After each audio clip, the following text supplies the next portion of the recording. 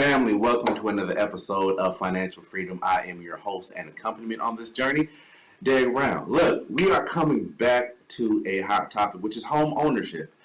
People seem to be looking for a home right now, and things are a little bit turbulent for some people. So we're going to get into a conversation about that. But first, I want to give you a thank you. We started March 2020, and in the midst of a pandemic, to inspire and inform. And you all hung with us. We went from one show to 35 shows, to a few views, to millions of views all across the planet.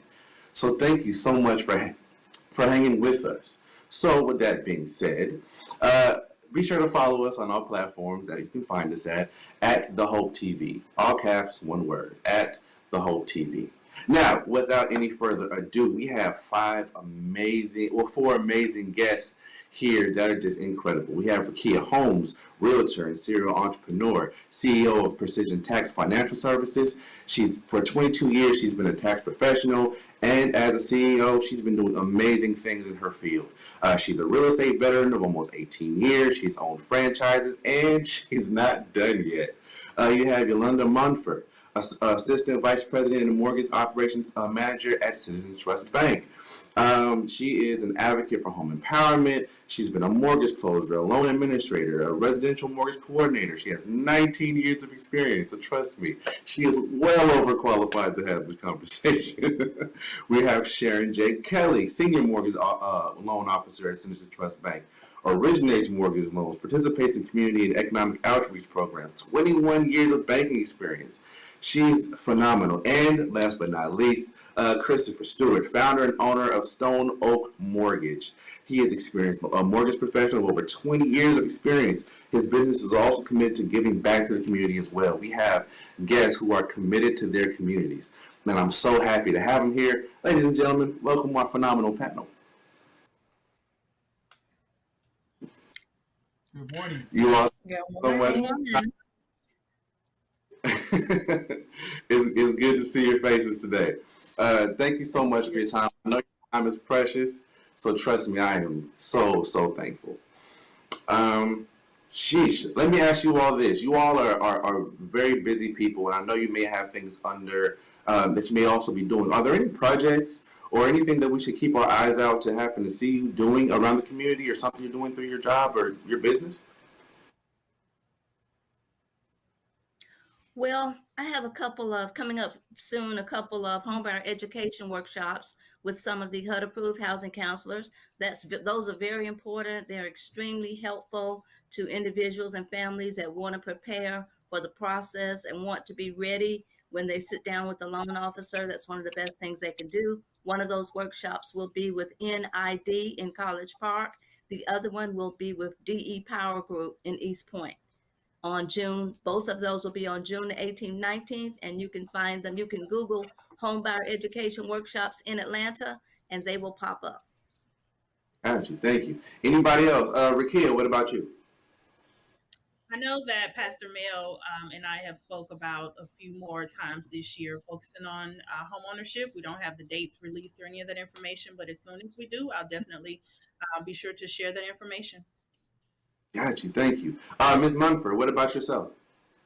So with the support of what we do at the bank, we have several, as Sharon mentioned, we have several opportunities that are coming up where we'll be doing some community homebuyer workshops throughout the community with some of the other loan officers that also are with Citizens Trust. So we'll all be working collaboratively just to make sure that we are now starting to get back in the community since things are opening back up again. Right. Where do we go to learn more information? So you can come to ctbconnect.com and you can see a little bit more about Citizens Trust as a whole, or you can always give us a call. That may be one of the best things to do because first-time home buyers always have a lot of questions. So you can always give us a call, get our information, give us a call directly, and we can, get you started. Don't worry, I'll be harassing you soon. Mr. Stewart, yes, sir, do you have anything you want to mention? Nothing right now. A lot of the organizations that we work with have been doing a lot of online homebuyers workshops like National Faith Ministry. We've worked with, so they have a monthly homebuyer seminar that happens. It's all online at this point right now. And a lot of the work we were doing in the community as well is just kind of coming back on board. So we'll have some information coming up in the following weeks and months that as things kind of open back up. Got you. And where will we go to find that information? So you can go to nationalfaithministry.org and you'll see the workshops that are coming up in the next month. And so. Awesome. Thank you so much. I had to make sure. I wanted to do that up front. Sometimes we don't always get to, we don't always get to highlight how to get a hold of you all. Sometimes I don't mention it till the end of the show. But you all are invaluable people. Like you're doing incredible things, and I want to make sure people can find you. So I just want to mention that up front. So let me ask this question first. I'm very aware this panel has a bias, but I have to ask this: is it truly better to buy than to rent? Here's why I asked this. I had a little small debate with somebody, and they were like, well, look, if you got to replace a roof, a water heater, an entire cooling system, mind you, this person had just replaced their cooling system. It was like $13,000. It was insane. The price of rent may not be keeping up with those repairs. Is it really better to buy than to rent in all cases, just across the board? Let's start with Rakia, because I saw your face, so we can start with you. We were having this conversation before we went live, but absolutely, every situation is different. There's benefits to both. It just really depends upon where you are in your life, where you are with your finances. So ownership, you have to prepare. You have to make sure you have savings, put money aside. You have to make sure you have a home warranty in case things do come up so that you're not so much out of pocket. You have a little bit more control, when you do own a home. And then there's benefits of being able to build equity and build wealth with your family and so forth. With renting, it could be a temporary benefit to that as well, So again, it just really depends upon each person's situation. But I'm going to push for home ownership because I've seen the value, I've seen the benefit, I've seen payoffs, so speaking with someone that may kind of be apprehensive about it, we can have a conversation and do the pros and the cons and come up with a game plan to do what's best for that particular individual. So how do I know if I'm being overly anxious? Like if I really do want to own a home, if I really do want to create that equity, and I say, look, I'm down, I want to do this, I have not sure if I'm just hopping on the bandwagon, because being an entrepreneur, a homeowner, it seems to be very, very trendy right now. Everybody wants to kind of get on that boat. How do I know if I'm just being overly anxious and I ain't ready yet?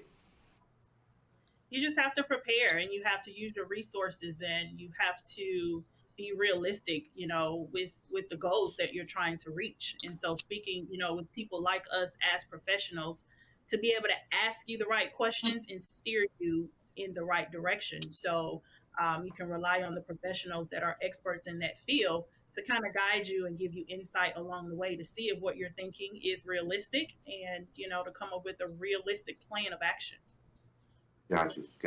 Mr. Stewart, and Rakit gave me a great, and Ms. Holmes gave me a great segue. I think you mentioned something the last time we talked. You mentioned something about, I think it was you who said, be aware of the questions the professionals ask you, because there may be things that they ask you after their time in this field that other people may not be able to ask you. When it comes down to me being ready, how much in my business should professionals be to assess if I'm ready to get a home?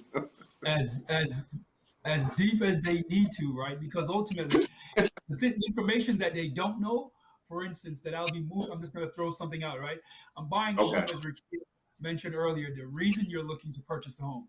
If you're looking to purchase the home because you need someplace for your elderly parent to live with you, right? That's information that needs to be told, because it might be that you're looking to just, right, have a home that there's two bedrooms on that first floor, right? Or so that type of information is paramount to helping, right, you make the best decision for yourself. So you need to be as open as possible, right, without telling anything that would potentially hurt yourself, but as open as possible to providing that professional you're working with the information that they can help you make the best decision for yourself. So, and they, the professional, need to be asking those questions as well. Like, what's your most important reasons to purchasing the home, right? They don't have to necessarily ask you. And you can kind of, as they ask those questions, divulge what is the true need, right? How many bedrooms do you need based on the amount of, people that will be living in the home? Where do you need to live? Well, I'm working remotely. It really doesn't matter. So those type of questions can truly help you make the best decision for yourself. That's a really good thing, because I think sometimes we go through a process and people can be a little embarrassed about some of the things they have to divulge in order to really get what we need to get done. And that's not necessarily the easiest thing to do when it comes to dealing with finances and money and so on and so forth. Especially if you have less than perfect credit history or payment history or so on and so forth, to go and talk to a professional.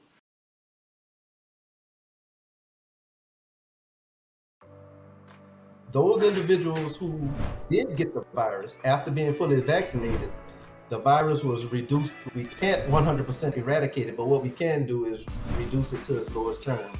I hope we put out some good information and will open some eyes as a result of this program.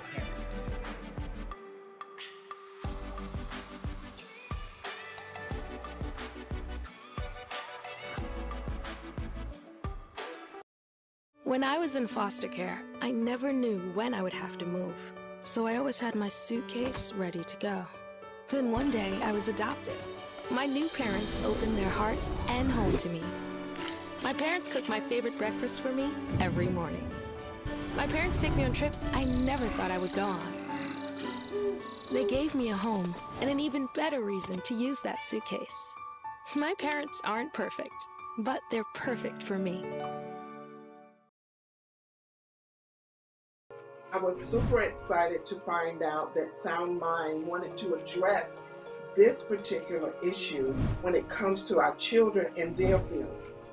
I recommend as a therapist that it's so important for the parent, the guardian, the foster parent, whoever, to make sure that you're present. And I don't mean just in the room, but pay attention.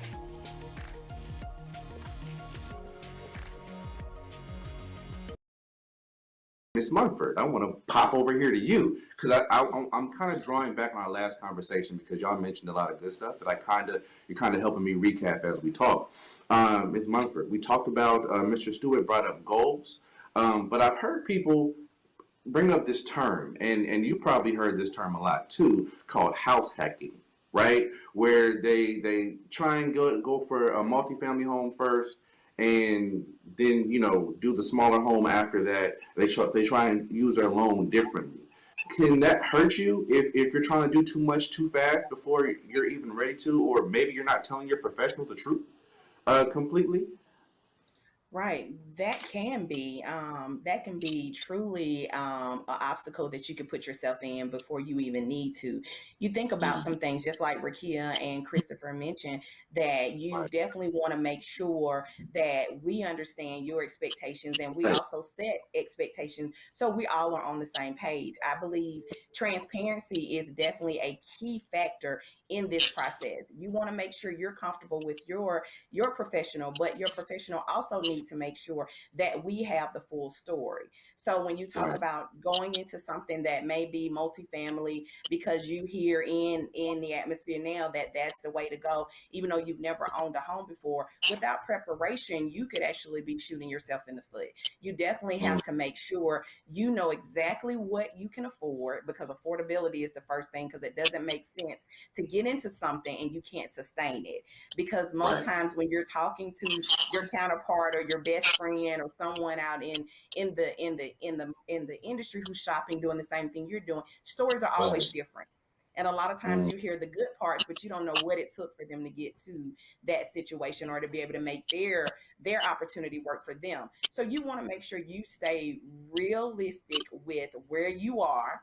You want to make sure you understand what it is that you truly can afford, whether you have the opportunity to seek a multifamily and get a tenant or not, but making sure it's something that you can afford. So yes, jumping into something too big could definitely be devastating to your budget and ultimately end up where you're not able to sustain what you've worked so hard for. So as a professional, one thing we try to make sure is we try to help you remain realistic in your goals and make sure we don't put you into something that may end up causing you hardship in a very short period of time. So that's just a matter of building a rapport with your client, and your client building a rapport with the professional that they choose to work with. Okay. So if I come to you and I say, look, I can only do a one person home, but I want to get to a point where I have 5 properties under my belt. And it's your job, if I'm hearing you right, not to laugh at me immediately, but at least wait till I leave. But to say here's how we can begin to work towards that goal without you shooting yourself in the foot. That's a fair assessment, right? Absolutely. And we actually get that conversation daily. We have people who have aspirations and dreams to become, an investor, to be able to Right. get multifamily housing, to own more than one home. That is not something that's not achievable. So even if you come in and you're not at a point where you can even obtain your first home, first of all, your primary residence, our goal is to put you on a path so you can get yourself strong enough to be able to get to those points. So no, it's Mhm. nothing that we would take lightly. It's not a conversation that we haven't heard before. We try to put you on a good path based off of where you are right now so you can make things work for you in the future. That's an opportunity that everyone who seeks it should be able to achieve if they're disciplined enough. They set the goal, they got to do the work to get it. That's very that's very true. Miss Kelly, let me ask you this because you mentioned this earlier, and I think this is Miss Munford just gave us a good segue. You have a lot of community workshops coming up with the organization. What do we look for in these workshops to be able to have a takeaway to come to a professional and say, "Hey, this is what I got from this workshop. I'm really excited. Here's what I took away. What do I take away to be able to come have that conversation with my professional appropriately?" What would you say about that? Well, one of the things we talk about in the workshops that's so important is communication and relationships.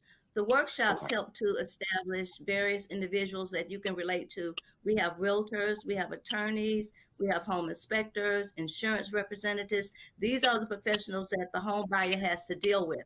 But the Mhm. workshop helps them to understand the roles and responsibilities of all those parties and how those relationships should work. And when that happens, it gives the individual a better opportunity of getting through the process successfully. If you're talking to your realtor about your interest rate, then you might have a little problem with your loan because the realtor is not really responsible for giving you the best interest rate. Now, the housing counseling agencies do an excellent job, most of them, if you're dealing with usually a HUD approved counseling agency.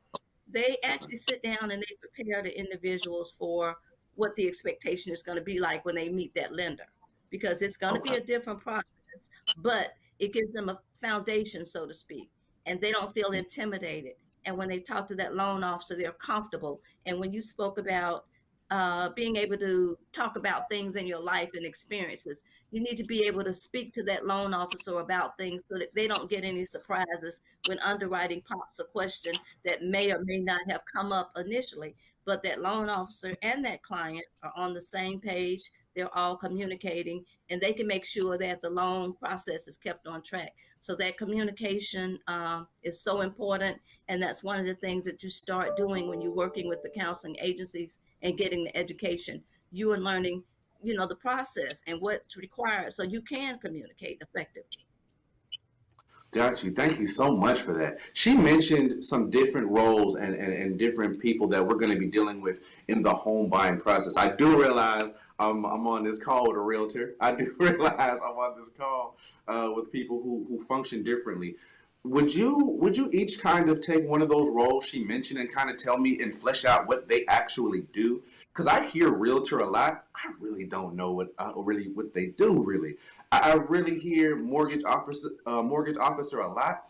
I don't really know what that really entails, where their job starts and my ends. Would you please kind of flesh out, your positions and what you really do for the client?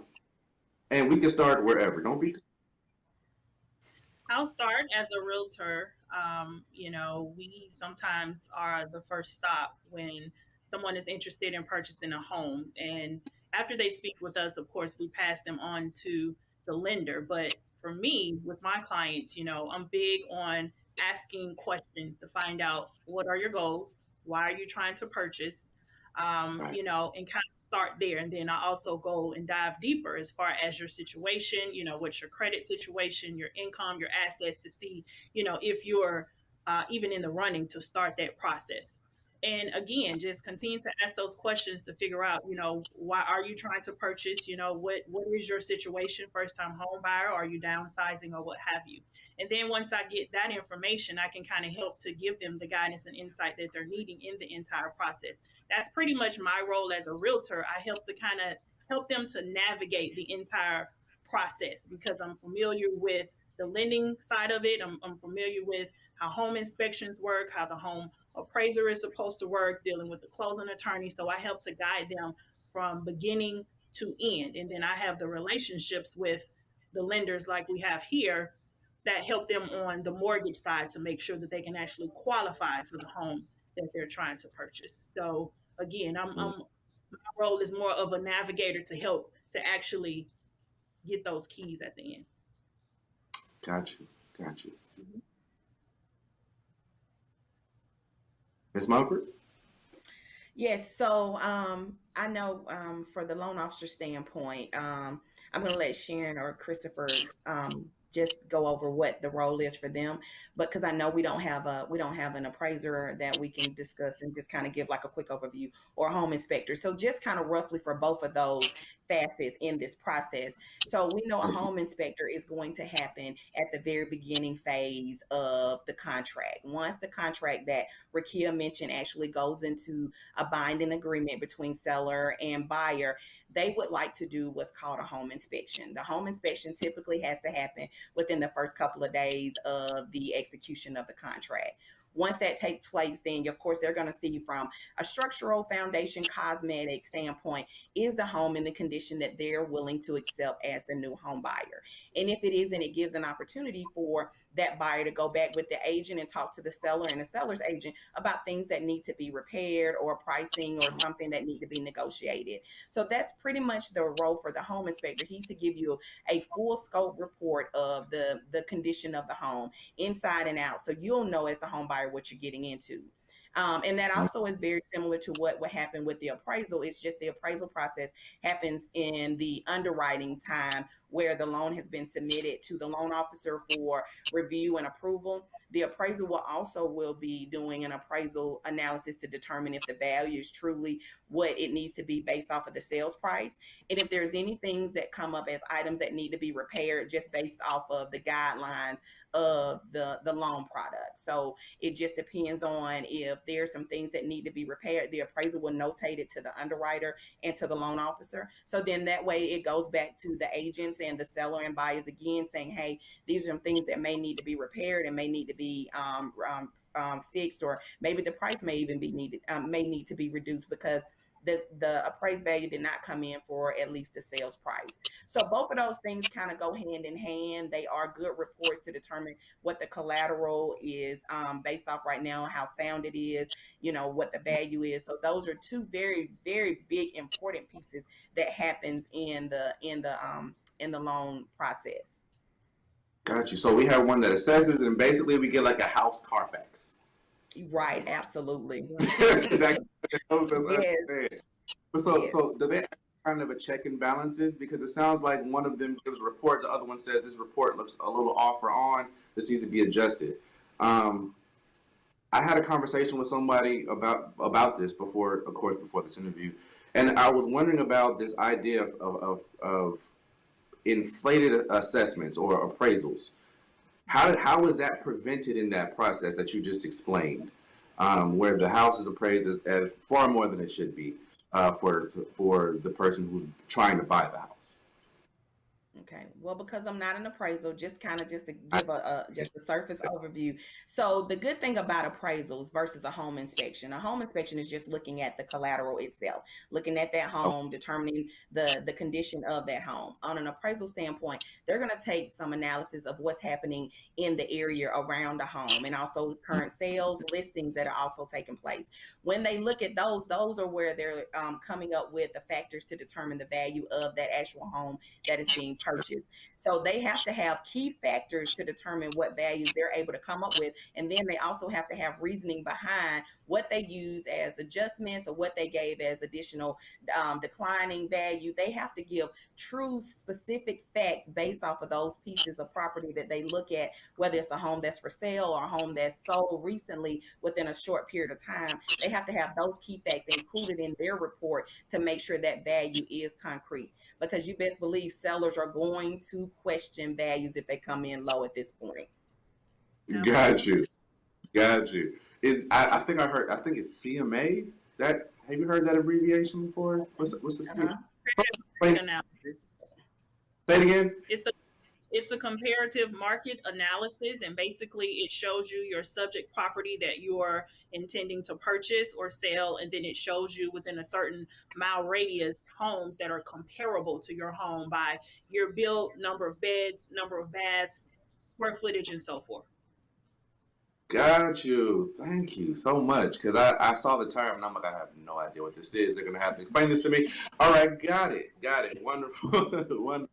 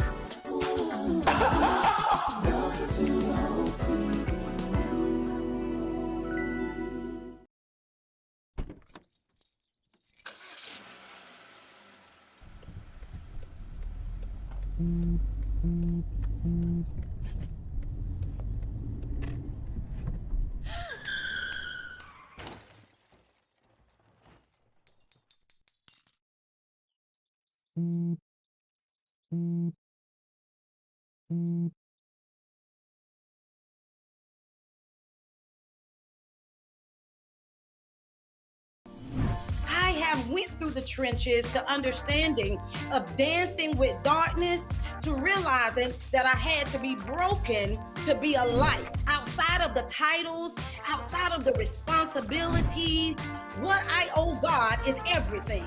And so I speak from a solid foundation of knowing that I'm not my past circumstances, I'm not my past situations, I'm not my trauma, but I am who He's called me to be.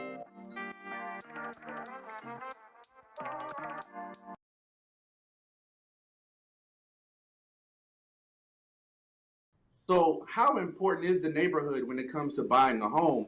And is that a main predictor, or should it be a main predictor? I remember there was an entire conversation about gentrification, right? And I'm sorry, I know I'm getting away from letting you all go through the other two portions. I'm gonna come back to that. But there was this conversation about gentrification, the idea that many people would work to get to a certain point and then leave the hood instead of buying in the hood. So if we have that inkling or that want to invest where we are, or perhaps move out and then go back and invest where we are, how important is it to evaluate the neighborhood in the home that we are looking to buy? It's very important because, you know, the neighborhood and within a certain mile radius, that's really going to have an effect upon the value of your home or the subject property that you're looking to purchase. So it matters, you know, the condition of the neighborhood, the recent sales and so forth, it's all going to be considered to determine the actual value of your house. So very important. Understood. Mr. Stewart, as an owner and founder, I'm pretty sure you wear a lot of different hats. Is that true?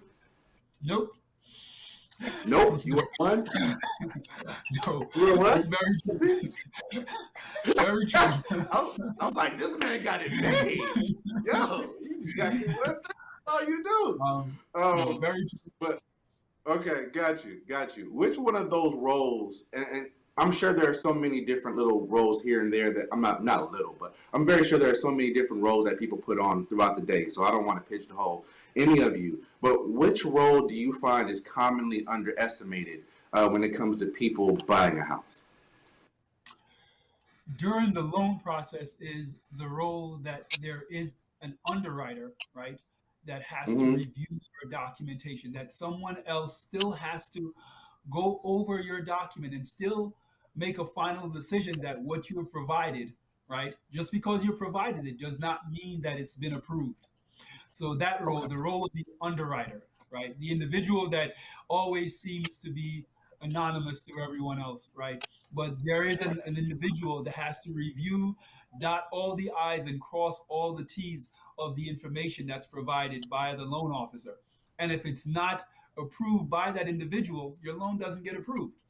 So that aspect of the loan, that there is still someone else, probably sometimes several other individuals, that has to review the documents provided from the appraiser, from the contract, from the inspector if that's needed. So there's someone who still has to review these documents to make sure that every single aspect of it, right, is to their needs, because that's the only way you get the money. That's the only way you get to sell the home for the seller, and that's the only way you get to purchase the home for the buyer. And that's the only way everyone else in the transaction outside of the inspector and the appraiser gets paid. So no attorney gets paid, no insurance company, no loan officer gets paid, no realtor gets paid, no one else gets paid except for, like I said, the individual who might have done the appraisal or the inspection already. So the underwriter makes that final decision. So as Sharon will probably mention, the loan officer's job is to paint that picture for the underwriter. So they're kind of that in between for everyone. So that role, that's the role that's almost always undervalued. Understood. Miss Kelly, let me ask you this, because he's gave us an excellent segue. When it comes to that mortgage writer role, where do people explain that a little bit more as far as that role, but also where do people tend to struggle the most when it comes to getting through that paperwork? Good question, and we see a lot of that every day.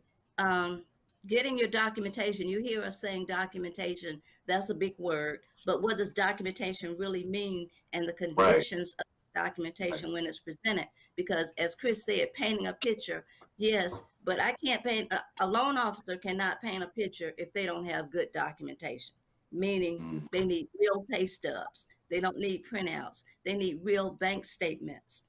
So the loan officer's job is really putting everything together that's going to be needed before it gets to that underwriter, before it actually gets to processing. Because once you've been qualified, and I have some numbers that, okay, so we're trying to get you approved for a $300,000 home, then I've got to have everything in that package that's going to support that person qualifies for that. The income is sound. The job history is consistent. The residential history has been consistent. Everything about what we're saying in this package is consistent, and I have documentation to support it. So that's one of the biggest things we run up against, is getting people to understand how important their documentation is and what condition those documents need to be in when they are presented. Because the underwriter is going to look for every I to be dotted and every T to be crossed.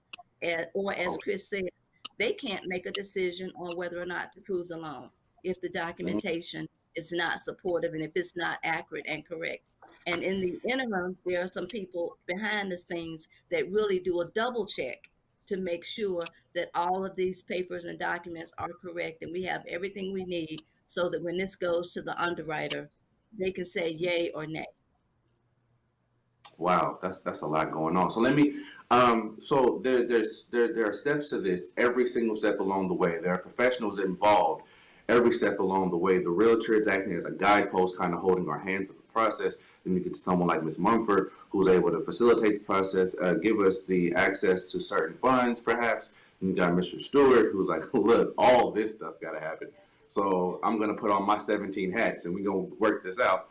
And then Ms. Sharon, there is so much, the intricacies of getting all those I's dotted and T's crossed is part of the reason why your workshop is so important, I would assume. So with that being said, definitely. With that being said, I want to ask you all, because you are the professionals and we're running down on time, so this will probably be my last question. When it comes to finding a professional, meeting professionals, which is why I thought it was so important for people to know how to find you all. How do we know this professional is really for us when it comes to getting this new property or taking this new huge endeavor? Because it is a big endeavor. So how do we know when this professional is really for us? Does this go back to Mr. Stewart's line of questioning? Does this go back to their interests? How do we know when we found a professional that's really going to work for us in our corner? I think a lot of it has to do with who's referring you, these individuals. You know, word of mouth advertising is huge. If someone else has had a good experience with a realtor or a loan officer, 9 times out of 10, they're going to refer that person, to their friends, family, or what have you, because they trust that individual because of their own experience. I get a lot of referrals because of my past clients that have had good experiences with me. Or when you start online, you're going to see the reviews that my clients have left. So it's on the due diligence of, the buyer, the potential home buyer, to ask questions as well. We're going to ask questions as a professional, but the home buyer needs to ask questions also. And hey, sometimes it's not a good fit. Sometimes I get clients that have been referred from other, realtors that may not have been a good fit for them. So I think it depends upon the individual doing their own due diligence, asking questions, seeing if their energies match. And then that individual's work ethic and their communication style. There's a lot of factors at play, to be able to determine the best fit for you with a realtor, with a loan officer, and so forth. Right. Okay. And even with that, adding on to it is also just thinking about what type of service are you looking for in regards to a product or maybe an incentive. Some mortgage lenders may offer down payment assistance, some may not. Some may have special loan products that may fit what you're looking for, and some may not. So you also need to be understanding what it is that you're looking for and have that conversation with that professional to see if they're able to give you some of those features that you're looking for. And if not, regardless of how well you guys may match, if they don't have that product that you're looking for or don't have that down payment assistance that you're going to need to get this transaction done, then that may be another reason why you're still seeking additional alternatives. So you do have to know what it is that you need, be very clear in what you need when you have that conversation with that professional, so you don't start down a path that doesn't end in a good result for you. Gotcha. Okay. Wow, that's really good advice, actually. Wow. So from what I heard is correct, it's really about communication and the products or services that professional may be armed with to be able to help you accomplish whatever you're. So that's remarkable. So thank you so much, ladies and gentlemen, for being here with me. One more time, let's start with Mr. Stewart. We're going to go Miss Kelly. We're going to go Ms. Rakia. Then we're going to go Ms. Munford. Please tell us where we can find you at. Excellent. First and foremost, thank you again for the opportunity to reach out to our community at large. Again, the name is Christopher Stewart. You can find us at stoneoakmtg.com. That's mtg.com. We're here in the community doing a lot of different things. Thanks again for the opportunity, and it's been a great pleasure. And this is Sharon Kelly. If you're looking for me, I'm looking for you. You can find me at www.ctbconnect.com. That's Sharon Kelly, whichever way you want to say it, but I'll be looking forward to working with you. Thank you.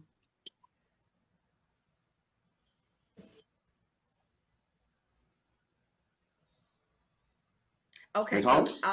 oh. Munford, whichever one. All right. So once again, I am Yolanda Mumford. And as Ms. Kelly just mentioned, you can reach us at ctbconnect.com, or you see the number behind me, 678-406-4135. Sometimes people need just a regular voice to talk to. So if you don't want to catch us on the website, which we are there, we're also on all social media platforms. You can also call us direct at 678-406-4135. It will be our pleasure to service you. Thank you. I love it. Absolutely. It's been a joy to serve. I've enjoyed this entire conversation. You can find me at www.soldbyrakia.com. That's SOLDBYRIKKIA, and also on Instagram at soldbyrakia. Pleasure to be here. Thank you for the opportunity. This was good. Thank you so much, ladies and gentlemen. I really appreciate your time. You could have spent it a lot of other ways. So thank you so much for being here. It was great talking to you. Ladies, These have been our wonderful guests. Thank you for tuning in for this episode of Financial Freedom. Y'all, it's been a wonderful conversation. I'm going to go back and make sure I watch this one myself. Anyway, y'all have a good evening. And as always, be safe out there. Thank you.